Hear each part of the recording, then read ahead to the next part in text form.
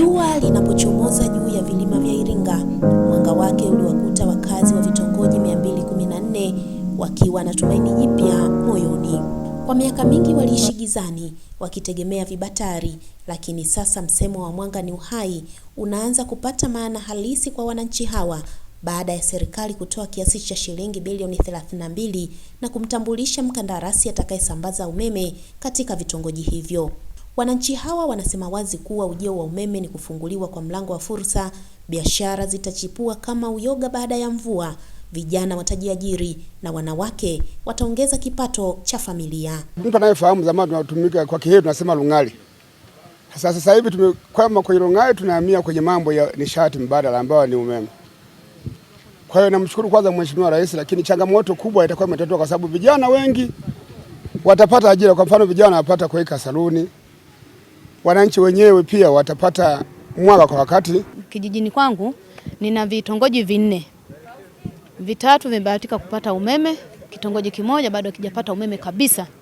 Mimi kama mwenyekiti wa kijiji nimepata furaha kubwa sana, na nitakuwa kifua mbele kwa kupata mradi huu na naukaribisha sana kijijini kwangu. Akizungumzia utekelezaji wa mradi huo, mwakilishi wa nishati vijijini REA anasema kwake huu si mradi wa kawaida bali ni daraja la kuvusha wananchi kutoka gizani kwenda mwangani. Huu mradi unatekelezwa kwa muda wa miaka 3. Unaanza kutekelezwa tarehe 31 mwezi wa kwanza mwaka 2026. Maana yake utakamilika tarehe 30 mwezi wa kwanza mwaka 2029.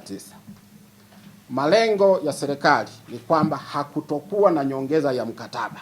Maana yake sasa kazi kubwa itakayobaki kwetu sisi ni kuunganisha wateja, lakini kuongeza nguvu katika kuboresha nguvu ya umeme. Lakini pesa nyingi pia tutaelekeza katika ukarabati wa miundombinu ili kuweza kumaintain power.